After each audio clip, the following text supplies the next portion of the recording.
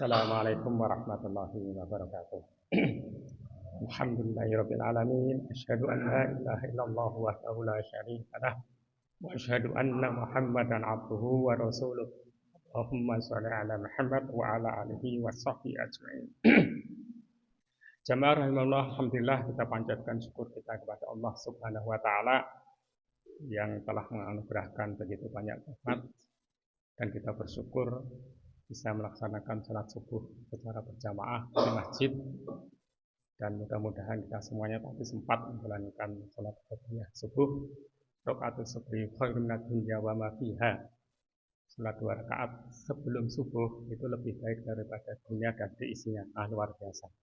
Semoga kita tadi khusyuk dan istiqomah nantinya dalam melaksanakan sholat qobliyah subuh yang merupakan sholat sunnah secara terus-menerus, apalagi kalau kita bisa mempertahankan kebiasaan kita, boleh dikatakan seperti itu, melaksanakan sholat subuh secara berjamaah di masjid.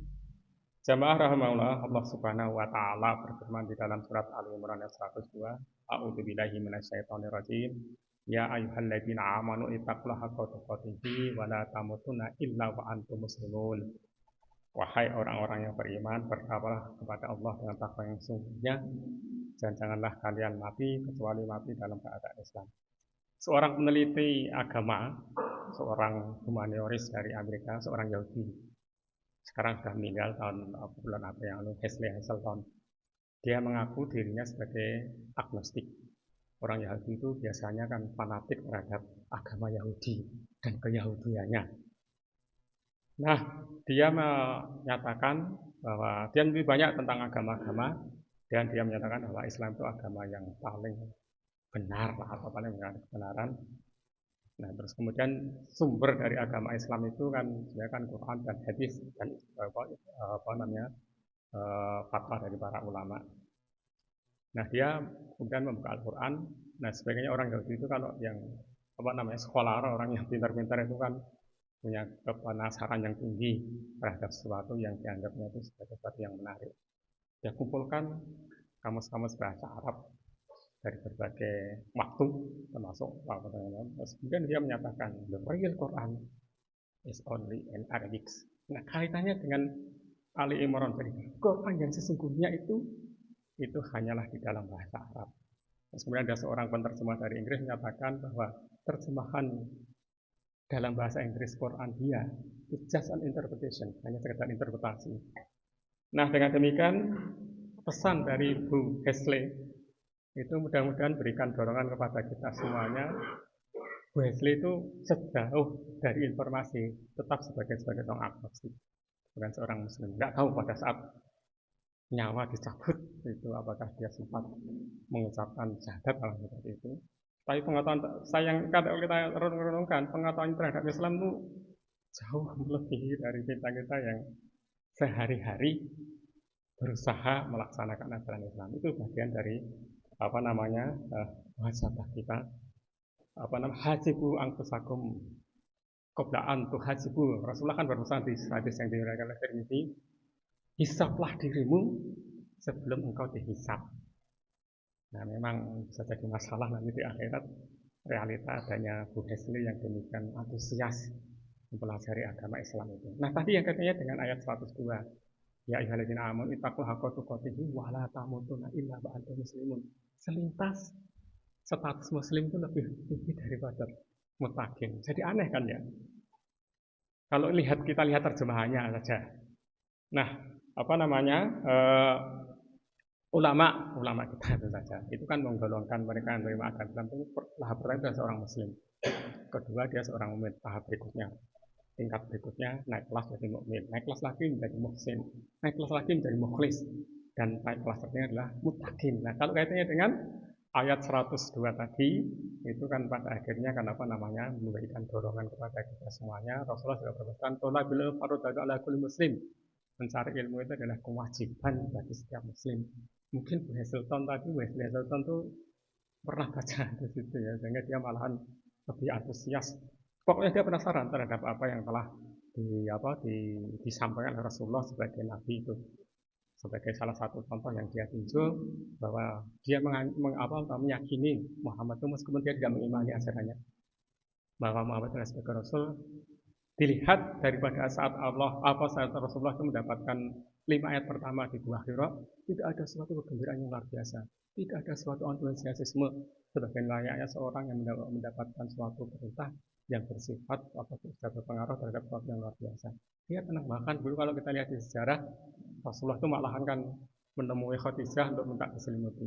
Kemudian turun ayat berikutnya yang mengenai bahwa al-Musalim. Nah, dengan demikian nanti kembali kepada pesan Rasulullah itu adalah ilmu fardhatun ala kulli muslim. Rasulullah juga berpesan mencari ilmu itu kewajiban bagi muslim, setiap muslim, dan mencari ilmu itu kewajiban sejak dia lahir, sejak dia dalam kandungan sampai dia masuk yang lain. Nah, berkaitan dengan itu, kalau kita lihat di media sosial yang sekarang sedang viral, itu salah satunya adalah siapa Mbak Kumaila atau apa saja. Komunikasi itu sifatnya redundancy, jadi sesuatu yang terus disampaikan meskipun itu salah, bisa dianggap lama-lama terus kemudian secara tidak sadar kita anggap benar. Ya Humaylah atau Kumailah saya lupa namanya, itu kan ngaku dia itu kan habis Quran, ya lah tanda-tanda di media hafal Quran, tapi kan dia terus kemudian mencemooh agama kita. Saya pribadi saya nggak pernah lihat lagi. Karena itu kalau redundancy itu kita masuk ke telinga kita lama-lama bawah sadar kita itu mungkin iya kan seperti itu. Nah, semoga dengan pesan Allah kan hasibu angkusakum qabla an tuhasibu tadi memberikan kepada kita kekuatan terus untuk mengkaji, mempelajari agama yang kita yakini. Masa kita kalah dengan Bu Hesli yang agnostik, yang tidak mengaku secara terbuka sebagai seorang Islam. Contoh yang lainnya misalnya, mungkin kita semuanya mengenal Ustadz kondang lah yang itu, Ustadz Felix Shaw. Pada saat di wawancara dia menyatakan bagaimana dia pada saat itu pada akhirnya tertarik kepada Islam. Dia cerita, dia sekolah dari SD atau STK lah, STK, SD, SMP, SMA, kan beliau lahir di Palembang. Itu sekolah Katolik. Ada sekolah SMA Katolik di Palembang yang terkenal lah, saya pernah dengar itu. Terus kemudian kuliah dia di Bogor di IPB. Saya pernah di Bogor sekitar 3 bulan di kampusnya IPB karena itu. Di sana memang banyak pesantren mahasiswa, itu salah satu perguruan tinggi pelopor lah untuk para orang kaya itu membeli suatu rumah kemudian didedikasikan, disumbangkan, diwakafkan untuk mahasiswa perantau, tapi dengan ada adanya tambahan pelajaran seperti yang disampaikan. Nah, dia cerita pada saat dia mau masukkan dan menyampaikan ke ayahnya, dia tanya, "Lix, kamu lihat nggak siapa yang masukin itu? Siapa yang ketinggalan itu? Orang Islam.